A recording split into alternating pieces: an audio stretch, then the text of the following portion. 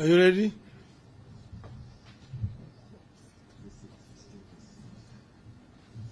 You are ready?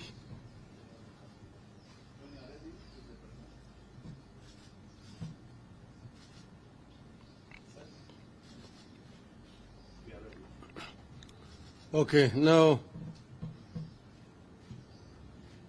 gentlemen of the media, this is Azimio's statement on Finance Bill 2023-2024.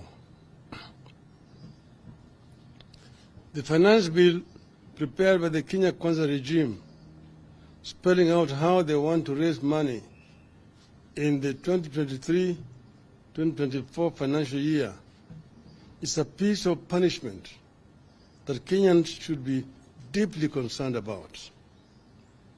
We are shocked that anybody living in Kenya and who understands and appreciates what Kenyans are going through can come up with the taxation proposals the bill is making.